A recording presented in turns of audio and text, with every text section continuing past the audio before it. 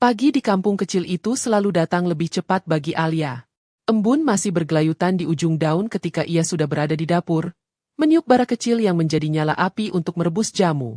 Aroma kunyit, jahe, temulawak, dan kencur perlahan memenuhi ruang sempit yang dindingnya mulai rapuh dimakan usia. Cahaya redup lampu minyak menimpa wajah Alia yang letih, namun sorot matanya tetap hangat. Ia tidak pernah benar-benar beristirahat, tetapi ia juga tidak pernah mengeluh. Suara batuk dari kamar membuat Alia menghentikan gerakannya. Ia mendekat perlahan, membuka tirai tipis yang menggantung di pintu kamar. Ibunya terbaring, tubuhnya kurus dan wajahnya pucat. Namun ia tetap tersenyum ketika melihat putrinya mendekat. Senyuman itu membuat dada Alia terasa sesak. Seolah setiap hari ia diingatkan bahwa perjuangannya belum selesai. Alia merapikan selimut ibunya, menuangkan air hangat, lalu berbisik lembut agar ibunya minum perlahan. Setelah memastikan keadaan ibunya stabil, ia kembali ke dapur untuk menyiapkan jamu yang akan dibawanya keliling hari itu. Langit mulai cerah ketika Alia menggendong bakul jamunya dan mengunci pintu kayu rumah mereka. Jalan kecil yang membelah kampung masih basah setelah hujan semalam. Bau tanah menyambut langkahnya, dan angin pagi menyibakkan hijab tipis yang ia kenakan. Alia menuntun sepeda tuanya, sepeda yang sudah sering mogok, namun tetap setia menemaninya mencari rezeki. Di sepanjang jalan, beberapa warga yang mengenalnya melambaikan tangan dan menyapa ramah. Semua orang tahu Alia adalah gadis yang selalu bekerja keras, meski hidup seringkali menguji lebih dari yang seharusnya. Ketika matahari mulai naik, Alia keluar dari kawasan kampung menuju jalan besar yang mengarah ke perumahan elit. Di sanalah sebagian besar pelanggan setianya tinggal. Ia tidak pernah merasa canggung masuk ke area mewah itu. Baginya, semua orang sama. Orang kaya dan orang kecil tetap butuh minum jamu. Dan selama jamunya bermanfaat, ia akan terus menjajakan dengan senyum seperti biasa. Di gerbang perumahan, satpam sudah mengenalnya. Ia hanya mengangguk dan menyuruh Alia masuk. Udara di dalam perumahan terasa berbeda. Jalan halus, pepohonan tertata rapi, dan rumah-rumah besar berdiri dengan gagah. Alia tidak pernah benar-benar terbiasa dengan pemandangan itu, tetapi ia selalu merasa nyaman karena ada seseorang yang diam-diam ia tunggu. Seorang pemuda yang selalu membeli jamu kunyit asam setiap pagi. Seseorang yang tidak pernah lupa tersenyum ketika Alia datang. Ia tidak tahu banyak tentang pria itu selain namanya, Raka. Namun setiap kali Raka muncul, Alia merasa hari itu sedikit lebih ringan. Alia menepikan sepeda tepat di depan taman kecil di mana ia biasanya bertemu Raka. Hari ini taman itu masih sepi. Ia menata botol-botol jamu, memastikan tutupnya rapat. Saat ia sibuk memeriksa botol terakhir, suara langkah pelan mendekat. Alia menoleh, dan benar saja. Raka berdiri tidak jauh darinya dengan senyuman hangat yang selalu menjadi ciri khasnya. Raka tampak sederhana seperti biasa. Kemeja polos, tas kecil di bahu, dan rambut yang tertata rapi namun tidak terlalu mencolok. Tidak ada yang aneh pada penampilannya, tetapi wajahnya selalu terlihat bersih dan segar seolah ia adalah bagian dari dunia yang berbeda. Dunia yang lebih lapang dan lebih tenang daripada dunia Alia yang penuh kekhawatiran. Namun, anehnya, Raka selalu tampak menikmati setiap detik ketika ia berbicara dengan Alia. Alia menyapa dengan sopan. Raka membalas sambil membeli jamu dan menanyakan kabar ibu Alia. Setiap kali Raka bertanya tentang kesehatan ibunya, hati Alia terasa hangat, meski ia harus jujur bahwa kondisi ibunya belum banyak membaik. Raka selalu menunjukkan empati, dan itu membuat Alia merasa dihargai. Ia berpikir pria sebaik itu pasti datang dari keluarga sederhana yang membesarkannya dengan banyak nilai baik. Ia tidak pernah membayangkan bahwa pria itu justru memiliki kehidupan yang jauh lebih besar dari yang terlihat. Setelah membeli jamu, Raka duduk di bangku taman sebentar sambil meminum setengah botol. Alia memperhatikan dari jauh dengan hati-hati. Ia tidak pernah berani menatap terlalu lama. Raka terlalu rapi, terlalu bersih. Terlalu berbeda dari dunia Alia yang penuh lumpur perjuangan. Namun Raka justru merasa Alia adalah satu-satunya hal yang membuat kepalanya berhenti penuh. Ia sangat menyukai ketenangan yang selalu datang dari gadis itu. Ketika Alia hendak pergi, roda sepedanya tersangkut di akar pohon kecil di pinggir jalan. Raka melihatnya dan segera menghampiri. Alia panik karena tidak ingin merepotkan, tetapi Raka tetap membantu.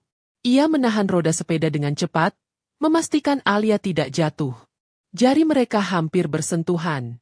Alia tersentak dan menunduk, pipinya memanas. Raka tersenyum kecil, lalu melepas sepeda itu setelah memastikan semuanya aman.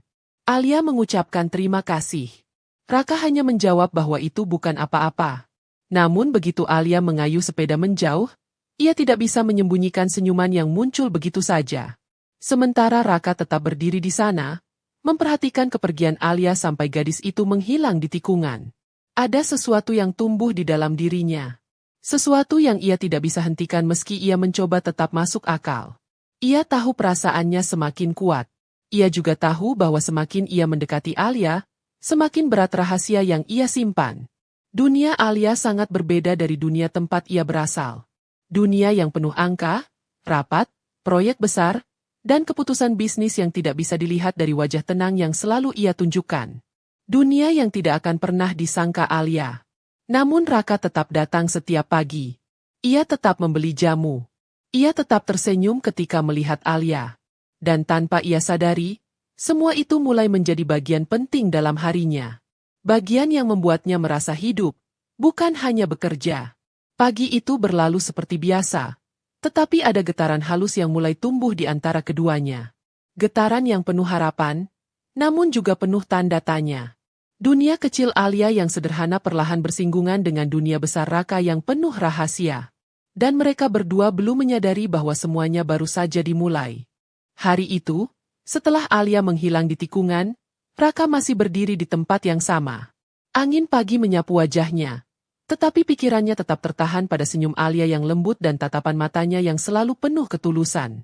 Ia meraih botol jamu yang baru setengah diminum, menatap cairan kuning keemasan itu seolah sedang memikirkan sesuatu yang jauh lebih rumit dari sekadar minuman tradisional. Raka melangkah meninggalkan taman, namun langkahnya terasa berat. Bukan karena ia lelah, tetapi karena setiap pertemuan dengan Alia membuat hatinya bergerak lebih dalam ke tempat yang tidak pernah ia rencanakan. Ia masuk ke mobilnya yang diparkir sedikit jauh dari taman agar tidak menarik perhatian Alia. Mobil itu terlalu mewah bagi penampilan sederhananya setiap pagi, sehingga ia selalu memilih untuk memarkirnya di titik yang tidak terlihat. Begitu duduk di kursi kemudi, wajahnya berubah. Senyum hangat yang ia berikan pada Alia perlahan memudar, berganti dengan ekspresi serius yang biasa ia tunjukkan dalam dunia bisnisnya. Ia menghela napas panjang, menyalakan mesin, lalu melajukan mobilnya menuju kantor pusat perusahaannya. Di sana, puluhan karyawan dan para petinggi sudah menunggu. Begitu mobil Raka masuk ke halaman kantor besar itu, Satpam segera membukakan pintu mobil dengan sikap hormat.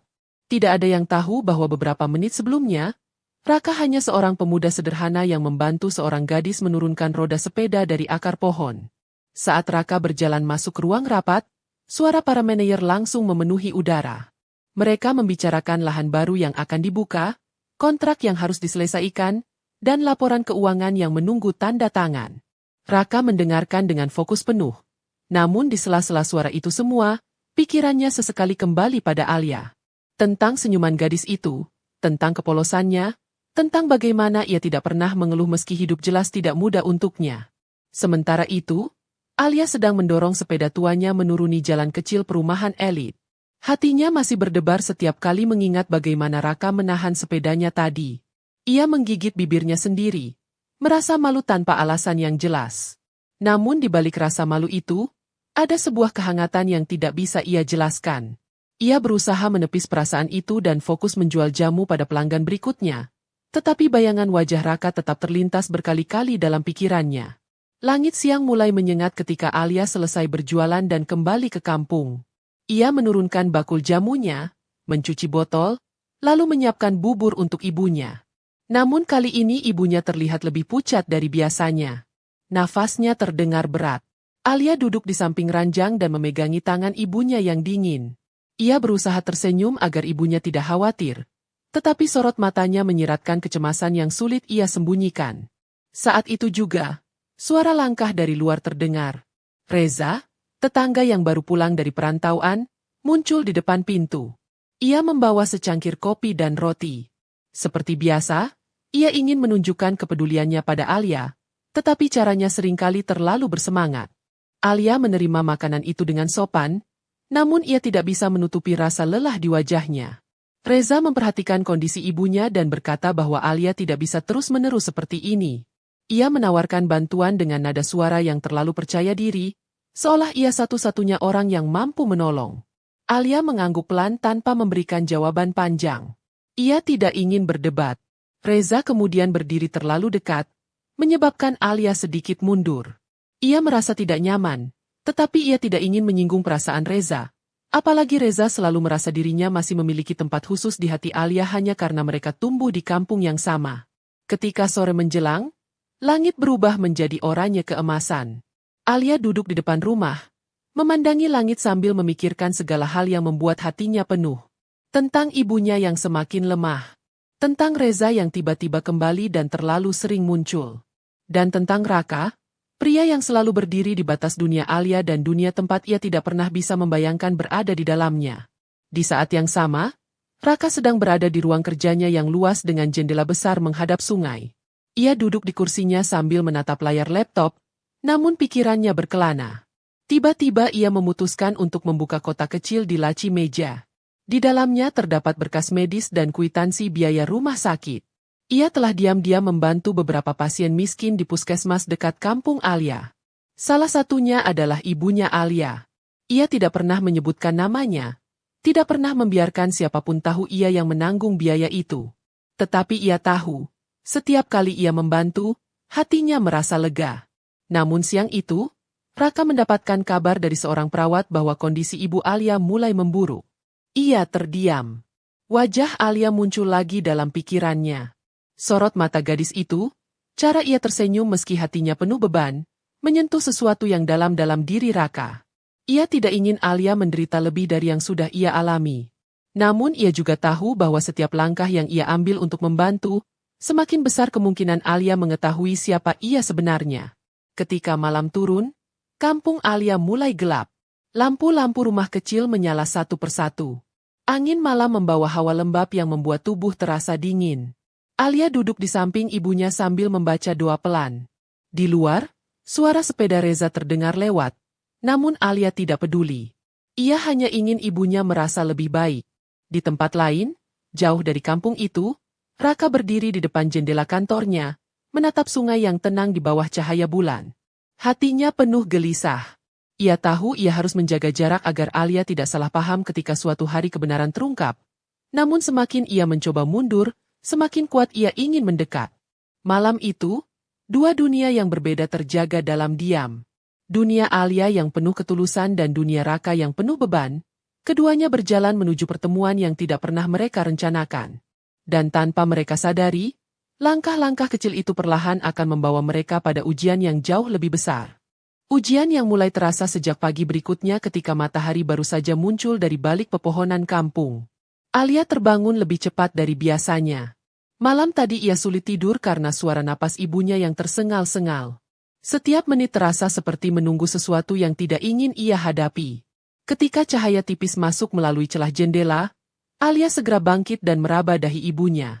Tubuh itu panas, namun tangan dan kaki dingin seperti es. Alia memanggil ibunya dengan suara bergetar.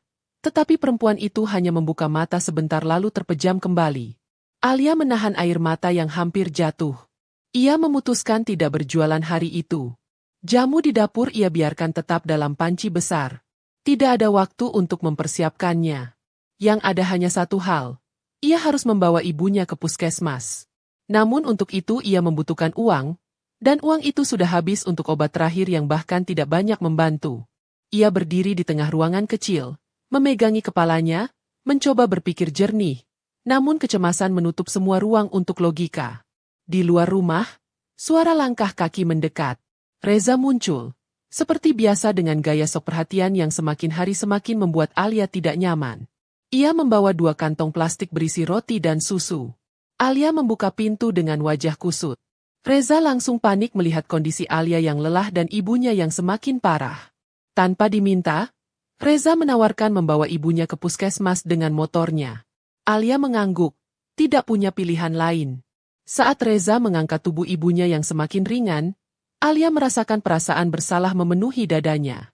Ia bukan menolak kebaikan Reza, tetapi ia tahu cara Reza memandangnya berbeda sejak dulu. Ada niat yang tak pernah dikatakannya. namun selalu terasa dalam setiap kata dan gerakannya. Alia tidak ingin memberi harapan palsu, tetapi ia tidak bisa memikirkan hal lain selain keselamatan ibunya. Di puskesmas, para perawat segera memeriksa kondisi sang ibu. Alia menunggu di bangku dengan wajah tegang. Reza duduk di sampingnya, namun Alia tidak mengatakan apapun. Ia hanya memejamkan mata dan berdoa dalam hatinya. Ketika pintu ruang periksa terbuka, seorang perawat keluar dengan wajah serius. Ia menjelaskan bahwa kondisi ibu Alia semakin buruk dan harus dibawa ke rumah sakit besar. Biayanya tidak sedikit. Alia terdiam cukup lama, matanya kosong. Seolah kata-kata perawat itu menghancurkan tembok terakhir yang membuatnya tetap kuat. Reza menawarkan bantuan lagi. Ia mengatakan ia bisa meminjam uang dari temannya. Namun Alia tahu Reza tidak punya cukup kemampuan untuk menutupi biaya rumah sakit besar. Ia menolak dengan halus, membuat Reza sedikit tersinggung. Namun sebelum Reza sempat mengatakan apapun, seorang perawat datang dengan berita bahwa ada donatur yang sudah melunasi sebagian biaya transport dan perawatan awal. Alia terkejut. Ia bertanya siapa orang baik itu, tetapi perawat hanya menggeleng karena tidak mengenal nama yang tercatat. Alia menunduk, kebingungan sekaligus sangat bersyukur, tanpa tahu bahwa seseorang sedang memerhatikan dari jauh. Di sebuah mobil hitam yang terparkir tidak jauh dari gerbang puskesmas, Raka duduk dengan tangan yang sedikit gemetar. Ia sudah mendapatkan laporan dari perawat mengenai kondisi ibu Alia semalam. Sejak menerima kabar itu, ia tidak bisa duduk tenang di kantornya. Ia pergi ke puskesmas tanpa berniat memperlihatkan diri. Dari balik kaca mobilnya, ia melihat Alia menunduk sambil menggenggam tangan ibunya yang terbaring lemah di atas tandu. Hati Raka seperti diremas. Ia ingin keluar, ingin menenangkan Alia, ingin mengatakan semuanya akan baik-baik saja. Namun ia juga tahu bahwa kehadirannya dengan identitas yang ia sembunyikan hanya akan membuat keadaan semakin rumit. Ketika ambulans membawa ibu Alia menuju rumah sakit besar, Raka mengikuti dari kejauhan. Ia menjaga jarak cukup jauh agar tidak terlihat, namun cukup dekat agar ia bisa memastikan semuanya berjalan lancar. Dan setiap detik yang ia lihat, ketika Alia menggenggam tangan ibunya, ketika air mata Alia jatuh diam-diam, ketika gadis itu berusaha kuat meski dunia dalam dirinya runtuh, perasaan Raka semakin dalam. Ia tidak hanya ingin membantu. Ia ingin menjadi tempat Alia bersandar. Namun bagaimana mungkin ia bisa melakukannya jika segala sesuatu tentang dirinya adalah rahasia yang ia sembunyikan? Sementara itu, Alia duduk di ruang tunggu rumah sakit setelah ibunya dipindahkan ke ruang perawatan. Reza duduk tak jauh darinya. Namun jarak Alia terhadapnya terasa lebih besar daripada ruang itu sendiri. Alia berterima kasih atas bantuannya. Namun Reza merasa ada sesuatu yang tidak pernah sampai kepadanya. Reza melihat cara Alia menatap kosong lantai dingin itu, dan merasa seolah ia sedang kehilangan sesuatu yang belum pernah ia miliki. Ketika malam mulai turun dan rumah sakit dipenuhi cahaya lampu putih yang dingin, Alia berdiri di depan jendela koridor. Ia menatap hujan yang turun lembut, mengingat bagaimana hidupnya seperti hujan itu. Kadang turun pelan, kadang mengguyur deras, dan semuanya datang tanpa bisa ia prediksi. Ia memeluk dirinya sendiri, mencoba menahan tangis yang ingin pecah. Ia tidak tahu bahwa beberapa lantai di bawah, Raka berdiri di parkiran dengan ponsel di tangan, menerima laporan kondisi ibu Alia dari dokter yang tidak mengenalnya secara pribadi. Raka menatap hujan yang sama, namun dari dunia yang berbeda. Dunia yang lebih leluasa, namun jauh lebih sepi. Dunia tempat ia bisa membantu Alia, namun tidak bisa berdiri di sampingnya. Dunia tempat ia memendam perasaan yang semakin berat, perasaan yang membuatnya ingin memutar waktu agar ia bisa bertemu Alia sebelum semua kekayaannya membentuk jarak yang begitu luas. Malam itu, Alia dan Raka sama-sama menatap hujan dari dua tempat berbeda. Dua hati yang saling merindukan kenyamanan yang bahkan belum pernah mereka miliki. Dan mereka tidak tahu bahwa semakin lama mereka menunggu, semakin dekat dunia mereka akan bertabrakan dengan cara yang tidak pernah mereka bayangkan. Malam itu hujan masih turun perlahan. Tapi di dalam hati Alia, badai jauh lebih besar. Ia berdiri lama di koridor rumah sakit, memperhatikan gerimis yang jatuh di kaca jendela. Setiap tetes seperti memantulkan rasa takut yang ia sembunyikan, rasa takut kehilangan satu-satunya keluarga yang ia miliki. Ia menggenggam kedua tangannya, menghangatkannya dengan napas yang menggigil, namun ketegangan tetap menempel di seluruh tubuhnya. Di ruang perawatan, ibunya mulai membuka mata pelan. Alia segera mendekat, menyentuh dahi ibunya. Mata sang ibu tampak buram, tetapi senyuman kecil tetap muncul di bibirnya yang pucat. Senyuman itu begitu lembut hingga membuat dada Alia terasa diremas. Ia duduk di samping ranjang, menahan air mata yang sudah sejak tadi ingin pecah. Ia tidak ingin ibunya melihat dirinya rapuh. Ia ingin terlihat kuat, padahal dirinya sendiri nyaris hancur. Beberapa menit berlalu dalam keheningan. Hanya suara mesin medis dan hujan di luar yang menemani mereka. Namun ketenangan itu terpecah ketika pintu ruang perawatan terbuka. Reza muncul dengan wajah kelelahan, tetapi matanya tetap tajam memperhatikan Alia. Ia membawa beberapa bungkus makanan dan air mineral. Alia mengucapkan terima kasih, meski suaranya terdengar sangat lemah. Reza mencoba tersenyum, tetapi terlihat jelas bahwa ia sedang menahan sesuatu di balik matanya. Ketika Alia keluar ruangan untuk mengambil udara segar, Reza mengikutinya. Di lorong yang sepi, Reza memanggil namanya dengan nada ragu. Alia menoleh, menunggu ia berbicara. Namun yang keluar dari mulut Reza bukan kalimat penghiburan, melainkan sesuatu yang membuat suasana berubah drastis. Ia menanyakan siapa sebenarnya donatur misterius yang terus membiayai pengobatan ibu Alia. Nadanya mencurigai, seolah Alia menyembunyikan sesuatu. Alia membeku. Ia sendiri tidak tahu siapa yang membantu. Ia mencoba menenangkan Reza, namun pria itu justru tampak semakin gelisah. Ada kecemburuan tersembunyi dalam matanya, kecemburuan yang mengendap sejak ia melihat seseorang yang berbeda sering muncul di sekitar perumahan elit beberapa hari terakhir. Alia memilih diam dan kembali masuk ke ruangan ibunya, meninggalkan Reza yang berdiri kaku di lorong, menggenggam tangannya dengan rahang mengeras.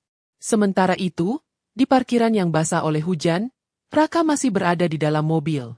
Ia memandangi gedung rumah sakit dengan mata yang tidak berkedip. Hatinya kacau.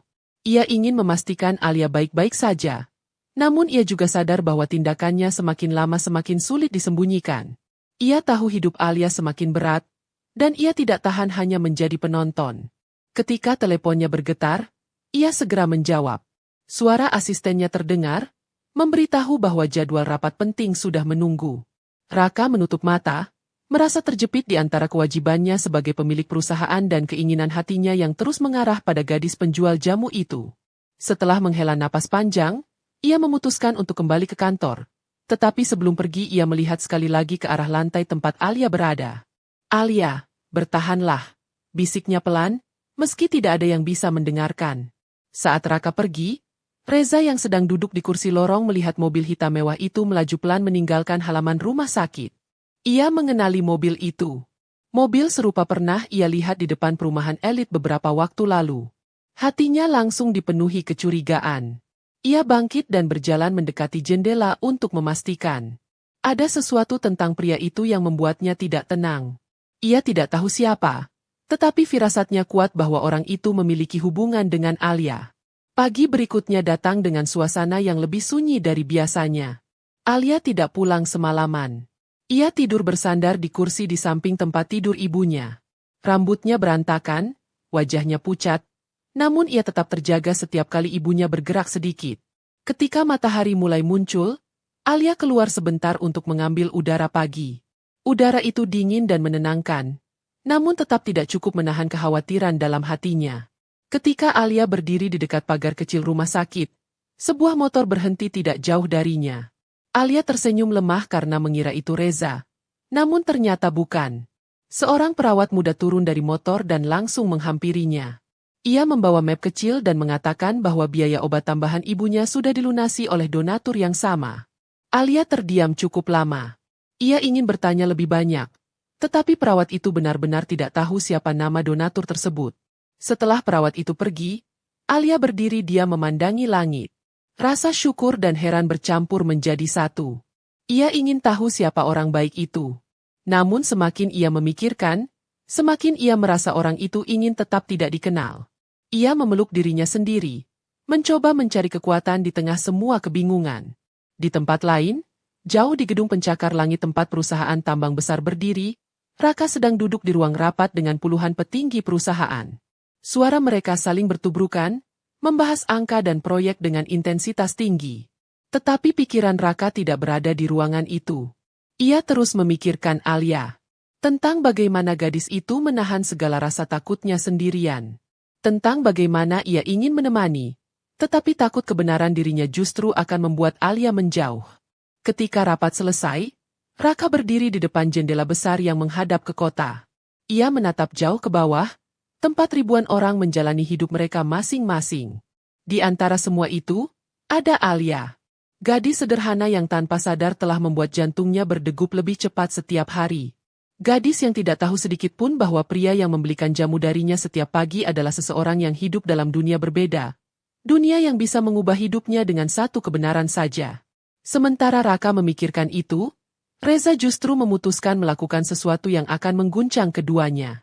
Ia kembali ke perumahan elit sore itu, mencari tahu tentang pria misterius itu. Ia bertanya pada satpam, mencocokkan ciri-ciri, hingga akhirnya ia mendapatkan jawaban yang membuat jantungnya serasa berhenti. Pria yang sering membeli jamu dari Alia bukan sekadar orang biasa.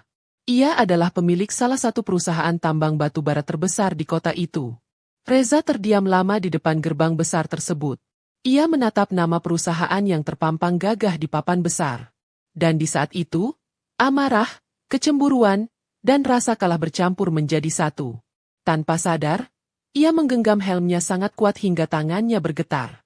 Dunia Raka dan Alia semakin dekat untuk saling bertabrakan. Dan Reza, dengan emosi yang tidak lagi terkontrol, adalah orang pertama yang siap meledakkan semuanya. Setelah mengetahui identitas pria misterius itu, Reza berdiri lama di depan gerbang besar perumahan elit, napasnya naik turun tidak beraturan. Ia merasa seperti baru saja tertampar oleh kenyataan yang tidak pernah ia bayangkan. Dalam kepalanya, nama Raka kini berubah menjadi ancaman, bukan sekadar pria asing yang terlihat terlalu baik untuk Alia. Sore itu, Reza pulang ke kampung dengan pikiran yang penuh.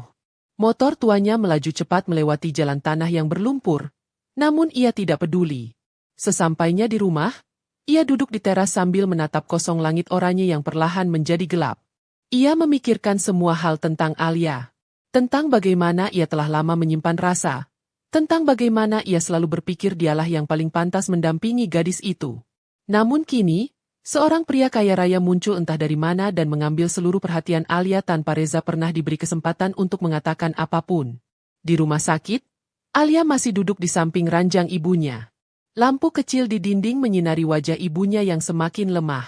Alia memegang tangan ibunya sambil menatap detak mesin monitor di samping tempat tidur. Ia telah berpikir banyak tentang donatur misterius yang terus membantu. Namun ia tak ingin membuang waktu mencari jawabannya. Yang terpenting bagi Alia hanyalah ibunya bisa stabil. Saat malam semakin larut, Alia keluar sebentar ke kantin rumah sakit. Ia ingin membeli air hangat untuk dirinya sendiri. Ia lelah, namun tidak bisa memejamkan mata. Ketika ia berdiri di depan meja kasir, seseorang dari belakang memanggil namanya dengan suara rendah. Alia menoleh dan kaget melihat Reza berdiri di sana. Namun raut wajah pria itu tampak berbeda dari biasanya. Ada sesuatu yang gelap, sesuatu yang sedang ia tahan dengan sangat keras. Reza meminta bicara sebentar di luar. Alia mengangguk pelan, tidak ingin membuat orang lain memperhatikan. Mereka berjalan ke taman kecil di belakang rumah sakit, tempat beberapa bangku kosong berada di bawah lampu taman yang remang. Angin malam bertiup pelan, namun ketegangan yang menyelimuti mereka jauh lebih dingin. Tanpa menunggu lama, Reza langsung mengatakan apa yang ia temukan. Ia menyebut nama Raka dengan nada penuh tekanan. Alia terkejut, tidak mengerti bagaimana Reza mengetahui nama itu. Reza menjelaskan semuanya, bagaimana ia melihat mobil mewah itu berkali-kali, bagaimana ia bertanya pada satpam perumahan elit, dan bagaimana ia menemukan kebenaran bahwa Raka bukan orang biasa, melainkan pria kaya raya, pemilik perusahaan batu bara besar. Alia membeku. Ia ingin menyangkal, tetapi teringat bagaimana Raka selalu berpakaian sederhana, bagaimana ia selalu muncul tiba-tiba lalu pergi tanpa jejak, bagaimana ia tidak pernah menjelaskan apapun tentang dirinya. Semua kepingan itu kini mulai membentuk sesuatu yang menakutkan di kepala Alia. Reza melanjutkan, kali ini dengan suara kasar yang ia berusaha ditekan. Ia mengatakan Raka pasti datang dengan niat tertentu. Menurutnya, seorang pria kaya tidak akan turun membeli jamu dari seorang gadis kampung kalau tidak ada sesuatu. Ia mencoba menanamkan ketakutan pada Alia, mengatakan bahwa dunia pria seperti itu penuh permainan dan kepalsuan. Alia merasa dadanya sesak. Kata-kata itu menusuk lebih dalam dari yang ia kira. Namun Alia tidak bisa langsung percaya pada Reza. Ada sesuatu tentang cara Reza berbicara yang membuatnya merasa terpojok. Ia merasa Reza tidak hanya memberitahukan kenyataan, tetapi juga sedang berusaha mengikatnya dalam rasa takut. Saat Alia hendak menjelaskan bahwa Raka tidak pernah menunjukkan gelagat buruk, Reza menyela dengan suara meninggi. Ia mengatakan bahwa pria seperti itu tidak akan pernah mau berada di dunia kecil mereka tanpa alasan tersembunyi. Alia terkejut dengan nada suara Reza. Ia belum pernah melihat Reza semarah itu. Ada rasa iri, ambisi, dan luka tersimpan dalam setiap kata-kata yang keluar dari mulut pria itu. Alia mundur selangkah, merasa tekanan itu terlalu besar. Ia mengatakan dengan pelan bahwa ia butuh waktu untuk berpikir. Namun Reza menatapnya dengan tatapan yang sulit ditebak. Tatapan yang membuat Alia merasa ada sesuatu yang telah berubah selamanya antara mereka. Malam itu, setelah Reza pergi, Alia berdiri lama di taman rumah sakit. Angin malam menusuk kulitnya, tetapi pikirannya lebih dingin dari udara di sekitarnya. Ia memikirkan Raka, tentang semua pertemuan mereka, tentang bagaimana Raka selalu terlihat sederhana padahal ternyata tidak. Tentang bagaimana Raka membeli jamu setiap hari dengan senyum yang membuat hari Alia terasa lebih ringan. Namun kini, senyum itu berubah menjadi teka-teki besar. Di tempat lain, di sebuah ruangan hotel tempat pertemuan bisnis berlangsung, Raka duduk sendirian setelah rapat panjang. Ia memegang ponselnya, membuka pesan dari dokter yang memberitahukan bahwa kondisi ibu Alia sedikit membaik. Raka tersenyum kecil, merasa lega. Namun senyuman itu perlahan memudar ketika ia kembali teringat pada apa yang ia sembunyikan dari Alia. Ia menyadari satu hal yang semakin hari semakin jelas. Semakin lama ia mendekati Alia, semakin besar kemungkinan rahasia itu bukan lagi sekadar rahasia. Ia tahu suatu hari semua akan terungkap. Namun ia tidak tahu bagaimana reaksi Alia nanti. Menerima, atau justru merasa dibohongi? Malam itu, Raka memandangi langit kota yang kelam dari balkon hotel. Hujan telah berhenti, tetapi jalanan masih basah. Lampu-lampu kota memantulkan cahaya di genangan air, seolah meniru dunia Raka sendiri. Terang dan gelap hidup berdampingan, namun batas keduanya begitu rapuh. Dan di salah satu bagian kota itu, Alia duduk sendirian di bangku taman rumah sakit, menggenggam kedua tangannya sambil memikirkan dua pria yang hadir dalam hidupnya dengan cara yang sangat berbeda. Seorang yang selalu ada sejak dulu namun membawa tekanan, dan seorang yang datang dengan ketulusan namun menyimpan sesuatu yang membuat hatinya diliputi ketakutan baru. Tanpa mereka sadari, malam itu adalah malam yang menandai awal dari ketegangan besar yang akan membawa mereka pada titik perubahan yang tidak bisa dihindari. Setelah duduk lama di bangku taman rumah sakit, Alia akhirnya kembali ke ruang perawatan. Langkahnya pelan dan berat, seolah setiap langkah membawa keraguan baru yang menyesakkan dada. Ketika ia membuka pintu, ibunya sudah terlelap dengan napas lebih teratur. Melihat itu, Alia merasa sedikit lega, tetapi hatinya tetap tidak tenang. Ia duduk di kursi kecil dekat ranjang, memeluk lututnya sambil menatap lantai. Kata-kata Reza kembali berputar di kepalanya seperti gema yang tidak mau hilang. Kebenaran tentang Raka, atau setidaknya sesuatu yang mendekati kebenaran, membuat pikirannya kacau. Ia tidak mengerti mengapa seseorang seperti Raka mau tampil sederhana dan menghampirinya setiap hari. Semakin ia mencoba memikirkan alasannya, semakin ia tidak menemukan jawaban. Pagi datang lebih cepat dari yang ia harapkan. Alia baru menyadari waktu berjalan ketika cahaya tipis menembus tirai jendela rumah sakit. Ia bangkit, merenggangkan badan yang kaku karena tidur sambil duduk, lalu berjalan keluar untuk mencuci muka. Ketika ia kembali, ia melihat seorang perawat memeriksa kondisi ibunya. Perawat itu memberi kabar baik. Kondisi ibu Alia stabil, meski masih harus diawasi ketat. Alia tersenyum tipis. Rasa syukur itu tulus, meski masih bercampur dengan kecemasan yang belum hilang. Setelah perawat pergi, Alia duduk kembali, kali ini merasa sedikit lebih kuat daripada sebelumnya. Di waktu yang sama, di sebuah ruangan kaca yang luas menghadap sungai besar, Raka baru saja selesai membaca laporan pagi dari tim medis yang ia bayar untuk mengawasi perkembangan kesehatan ibu Alia. Ada pesan bahwa kondisi ibu Alia stabil. Raka menutup mata sebentar, merasakan beban di dadanya berkurang. Ia ingin pergi ke rumah sakit, ingin melihat Alia dari jauh. Namun ia tahu ia tidak bisa terus melakukan itu tanpa menimbulkan tanda tanya. Ia meraih teleponnya, hendak menghubungi asistennya, namun tangannya berhenti di udara. Ada dorongan kuat dalam dirinya untuk tetap dekat dengan Alia, tetapi ada juga ketakutan yang sama besarnya. Ketakutan bahwa suatu saat nanti Alia akan merasa ia telah membohonginya sejak awal. Ia berdiri dan menatap pantulan dirinya di kaca jendela. Wajahnya terlihat tenang, namun matanya menyimpan sesuatu yang berat. Sementara itu, Reza datang ke rumah sakit dengan wajah gelap. Ia tidak tidur semalaman. Pikirannya dipenuhi amarah dan kekalahan yang ia tidak bisa tenggelamkan meski sudah berusaha. Ia masuk ruang perawatan dan mendapati Alia sedang duduk di sisi ranjang.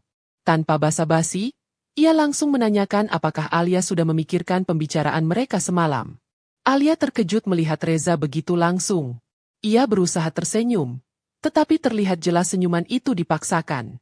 Ia mengatakan bahwa ia belum sempat memikirkan banyak hal. Reza menatapnya dengan tatapan yang sulit ditebak. Ada kekecewaan, ada amarah, ada juga rasa tidak rela. Ia duduk di kursi seberang dan memandang Alia tanpa berkedip. Alia merasa tidak nyaman. Ia bangkit dan berjalan keluar ruangan, berharap Reza membiarkannya tenang sejenak. Namun Reza mengikuti dari belakang. Mereka berhenti di lorong yang sepi. Alia menoleh dengan wajah letih. Ia ingin memberi penjelasan, tetapi Reza menatapnya dengan tatapan yang terlalu keras. Tatapan yang membuat Alia merasa terpojok lagi.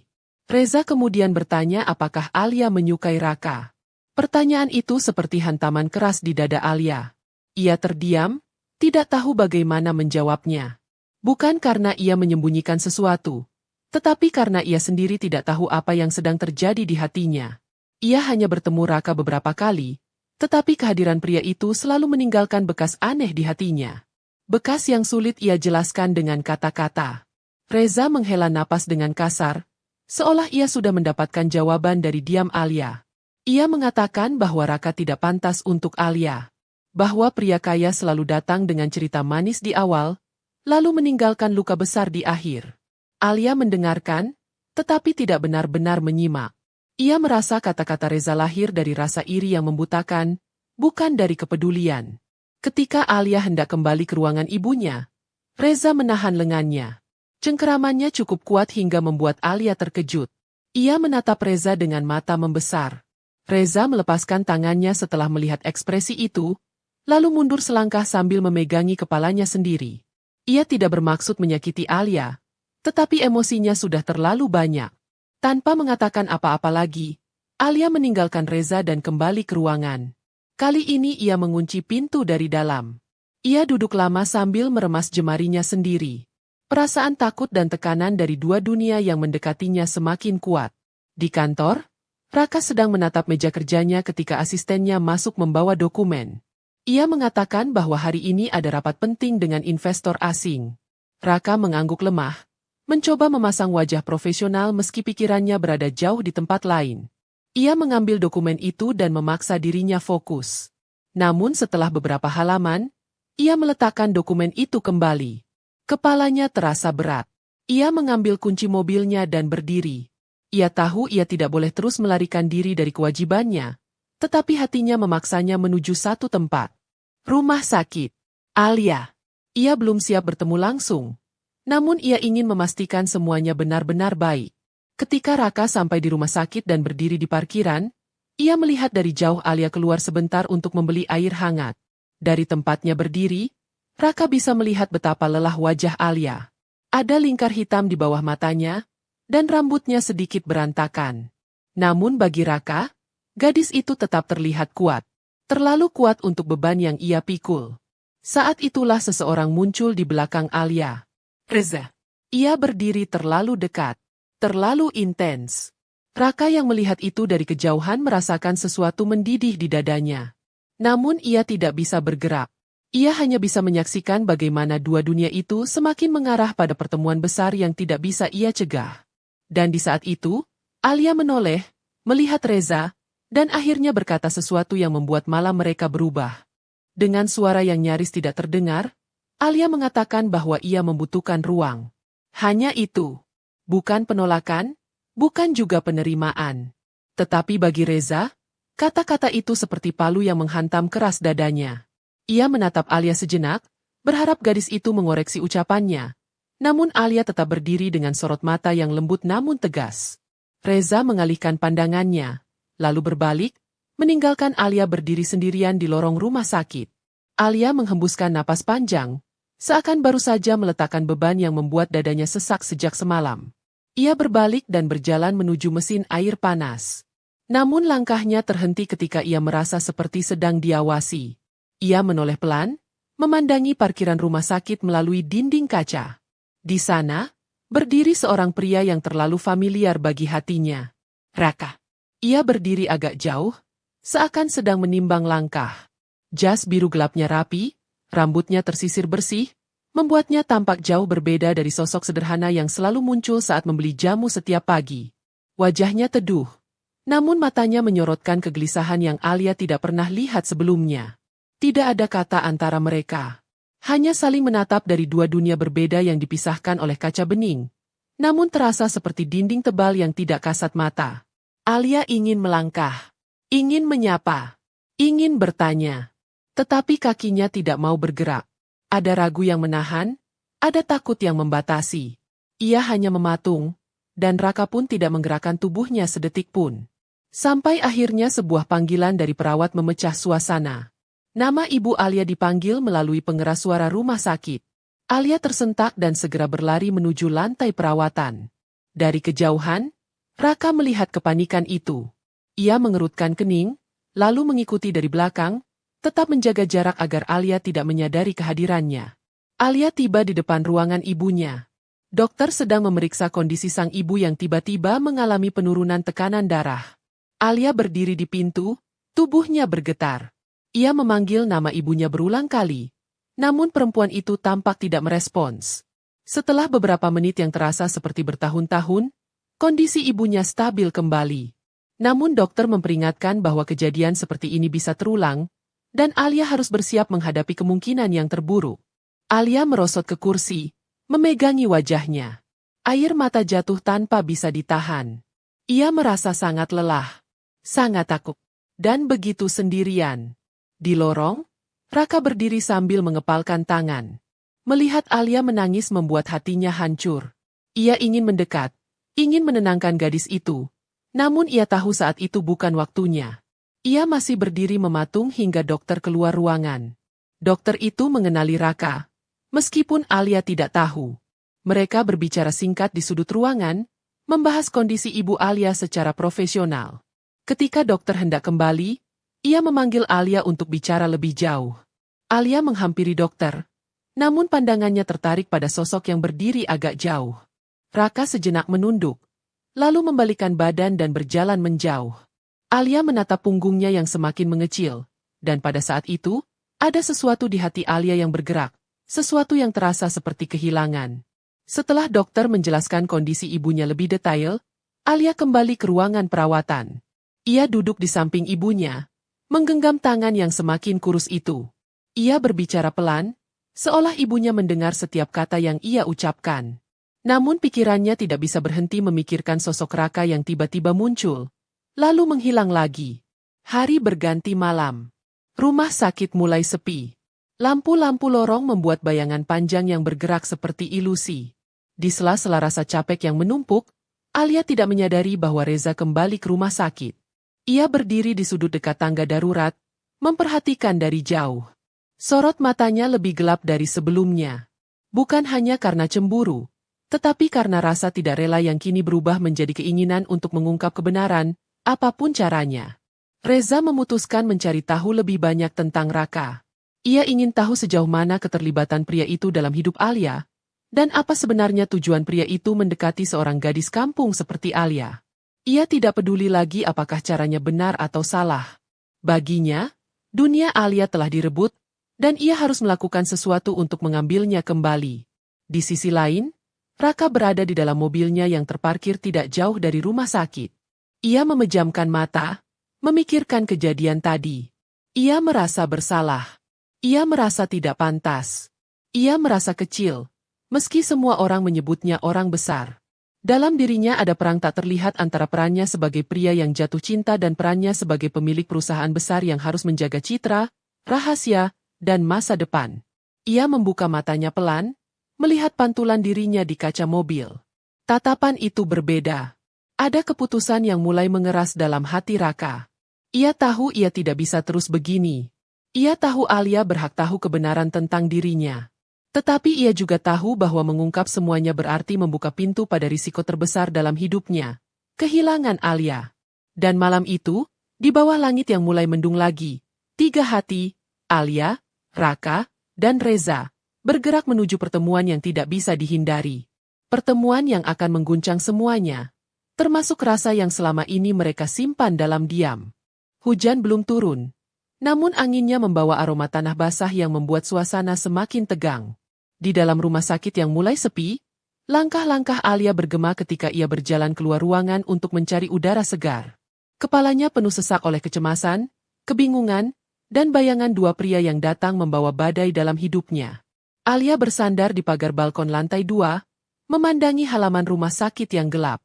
Lampu taman memantulkan cahaya kuning redup, membuat bayangan pepohonan tampak bergerak seperti sedang berbicara dengan angin malam.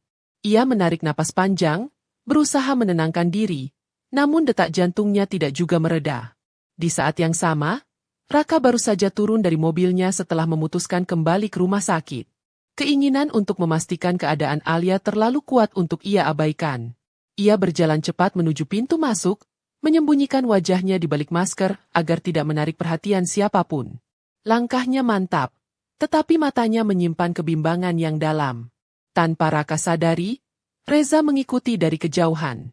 Ia melihat mobil Raka berhenti lagi di tempat yang sama. Mata Reza memanas. Kecurigaannya kini berubah menjadi keyakinan bahwa pria itu benar-benar memiliki hubungan dengan Alia. Hubungan yang ia rasa tidak layak dimiliki oleh seorang kaya raya yang tiba-tiba muncul dalam hidup seorang gadis kampung. Ketika Raka menaiki tangga menuju lantai 2, Alia masih berdiri di balkon, tidak menyadari keberadaannya. Begitu mendekat, langkah Raka melambat. Ia melihat bahu Alia yang kecil, tubuhnya yang tampak rapuh diterpa angin malam.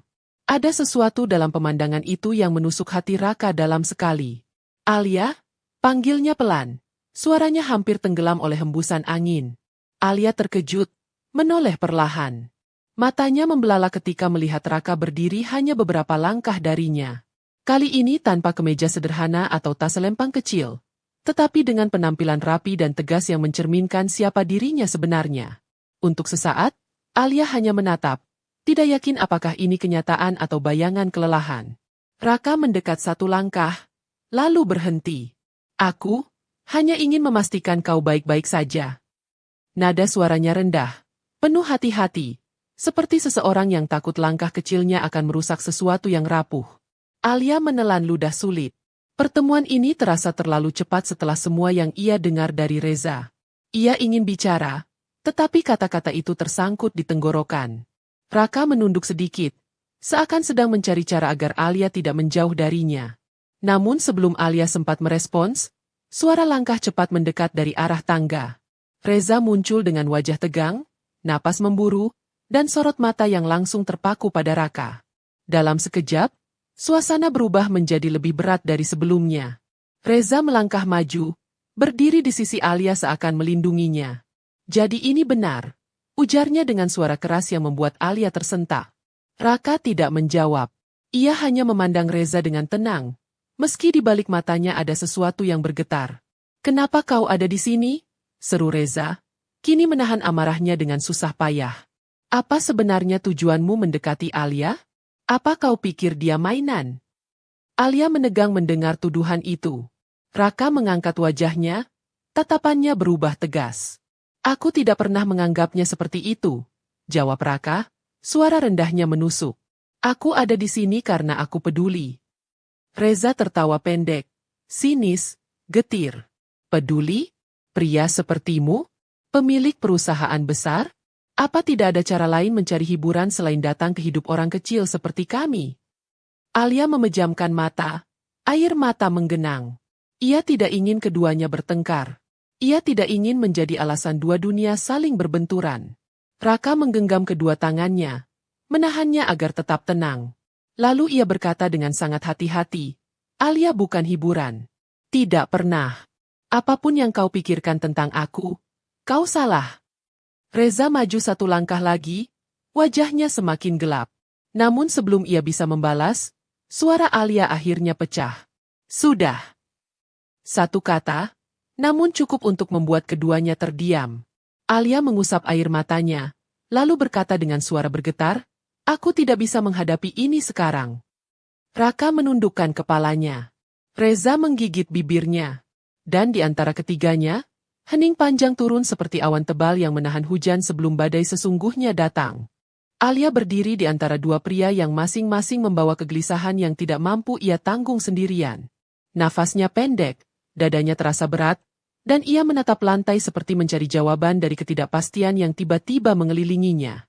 Raka menurunkan tangannya pelan, memberi ruang bagi Alia, sementara Reza mengepalkan bahunya sendiri, seolah menahan sesuatu yang siap meledak. Suasana di balkon rumah sakit itu semakin mencekam. Lampu kecil yang menggantung di dinding memantulkan bayangan mereka bertiga. Seakan dunia ikut membentuk jarak yang semakin sulit dijembatani.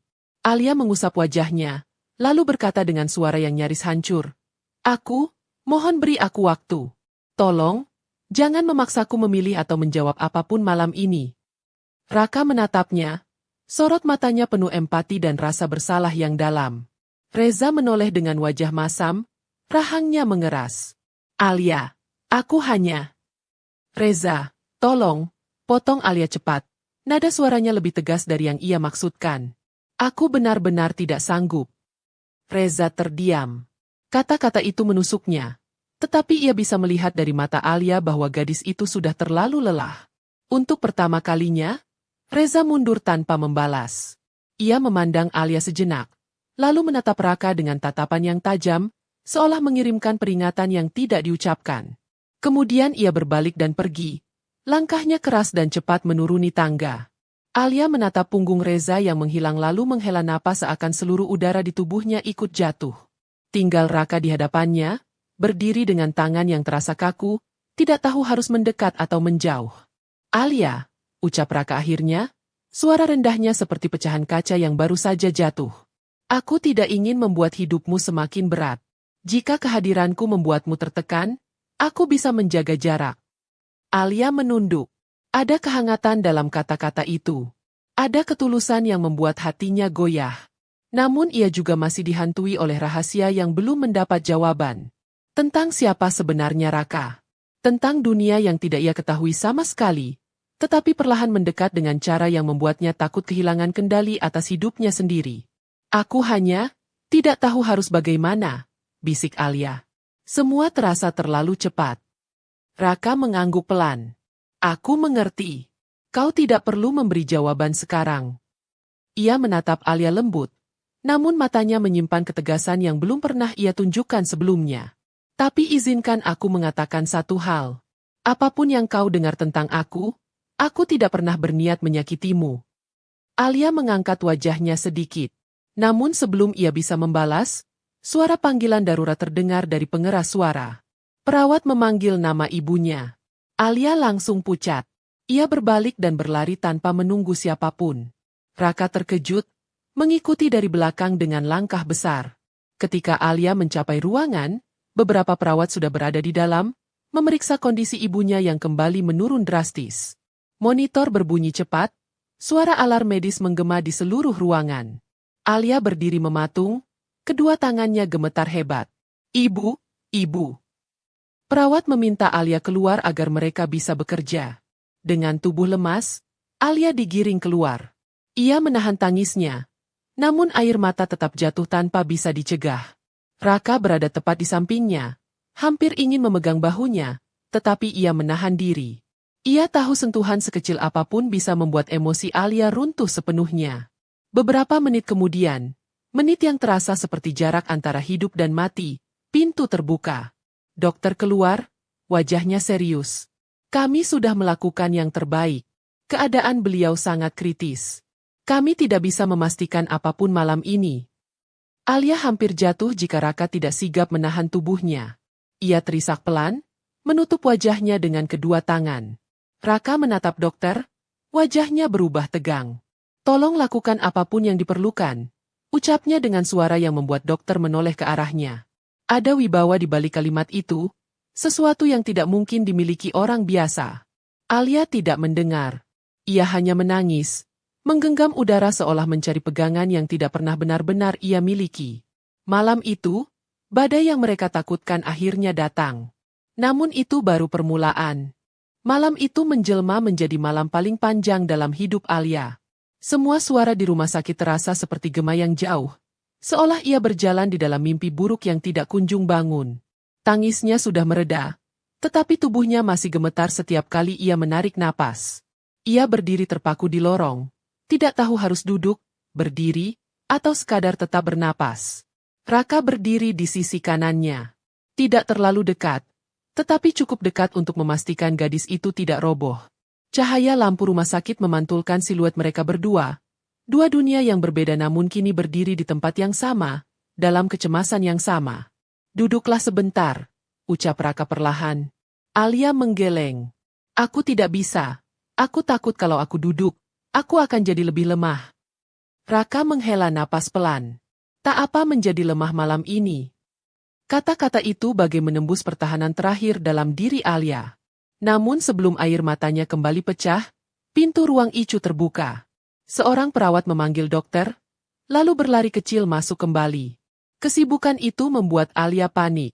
Ia melangkah mendekat, tetapi perawat lain segera menahan. Maaf, tidak boleh masuk. Kami sedang berusaha menstabilkan pasien. Alia membeku. Raka melihat wajah gadis itu memutih, lalu memutuskan melangkah maju ke dokter yang baru saja keluar. Ia berbicara singkat, suaranya rendah namun tegas. Dokter tampak mengangguk beberapa kali, lalu kembali masuk. Alia melihat itu, dan kegelisahannya semakin dalam. Ia mendekati Raka. Apa yang kau katakan pada dokter? Raka menatap mata Alia, dan untuk sesaat, ia bingung harus berkata jujur atau berbohong. Aku hanya meminta mereka melakukan yang terbaik, tidak lebih. Alia ingin percaya. Ia harus percaya. Tetapi sesuatu tentang cara dokter menatap Raka tadi membuatnya sadar bahwa Raka bukan sekadar seseorang yang peduli.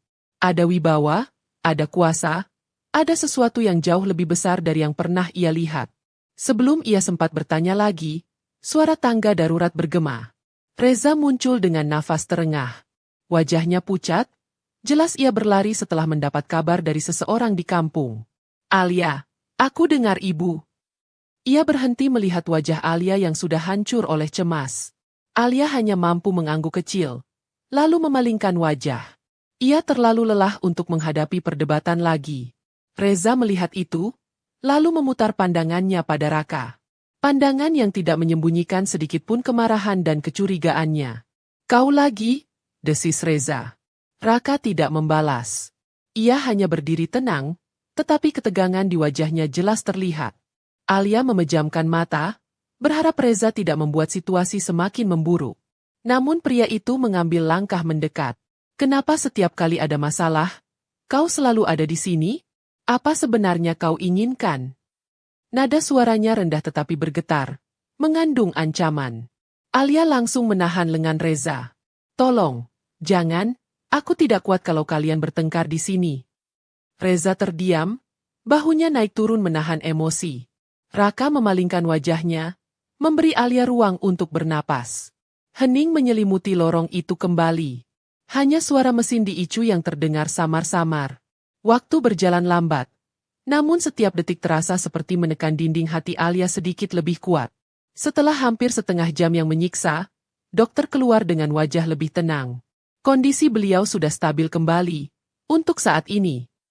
Alia menutup mulutnya, menahan tangis lega yang tiba-tiba menyeruak. Dokter memberi sedikit penjelasan tambahan, lalu pergi.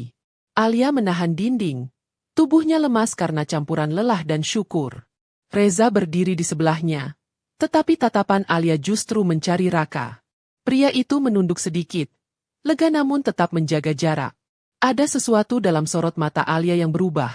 Kerentanan yang kini disertai harapan kecil, sesuatu yang bahkan tidak ia sadari. Namun suasana damai itu tidak bertahan lama. Ketika Alia hendak duduk, Reza menyenggol bahu Raka dengan sengaja. Kita belum selesai, ujar Reza dengan nada dingin. Alia tersentak. Reza, jangan. Namun Reza hanya menatap Raka dengan kebencian yang semakin jelas. Sementara Raka berdiri tegak, menatap Reza dengan ketenangan yang menakutkan, ketenangan seseorang yang memiliki kekuatan besar yang tidak ingin ia gunakan. Dan malam itu, meski kondisi Ibu Alia mulai stabil, sebuah pertanda buruk muncul tanpa suara. Pertarungan sebenarnya baru akan dimulai. Namun takdir seringkali memilih jalan yang tidak diduga siapapun. 2 hari setelah malam penuh ketegangan itu, keadaan Ibu Alia perlahan membaik. Meski tubuhnya lemah, ia bisa membuka mata dan memanggil nama putrinya dengan suara sangat pelan. Alia menangis, bukan karena takut lagi, tetapi karena lega. Ia menggenggam tangan ibunya erat, merasakan kembali kehangatan yang sempat hampir hilang. Di luar ruangan, 2 pria menunggu. Raka berdiri dengan tenang, menjaga jarak. Reza duduk, kedua tangannya saling meremas, memikirkan banyak hal yang tak mampu ia ungkapkan. Ketika dokter keluar memberi kabar baik, keduanya menghela napas lega. Namun rasa lega itu berbeda. Raka merasakan ketenangan yang lembut, sedangkan Reza merasakan kenyataan pahit bahwa perjuangannya menjaga Alia selama ini mulai kehilangan arah. Beberapa jam kemudian, Alia keluar dari ruangan. Wajahnya masih lelah, tetapi matanya jauh lebih jernih. Ia berdiri di depan keduanya, mengumpulkan kekuatan untuk berbicara. "Terima kasih untuk semuanya," ucapnya pelan. "Untuk bantuan, untuk perhatian, dan untuk tetap ada." Reza menatapnya, berharap ada sesuatu yang lebih. Namun Alia tidak menoleh ke arahnya saat melanjutkan kata-katanya. "Reza, aku menghargai semua yang kau lakukan. Tetapi hatiku terlalu lelah untuk menahan emosi yang kau bawa. Aku membutuhkan kedamaian." Reza menunduk. Tidak ada amarah kali ini. Hanya kesadaran bahwa perasaan tidak bisa dipaksa. Alia lalu menatap Raka. Tatapannya tidak lagi dipenuhi ketakutan. "Dan tentangmu, aku masih bingung. Tetapi aku tidak ingin hidup dalam rasa curiga. Jika kau benar-benar tulus, aku ingin mengenalmu apa adanya." Raka menatap Alia dengan sorot mata yang lembut, lalu mengangguk sekali. "Aku akan melakukannya. Tanpa rahasia."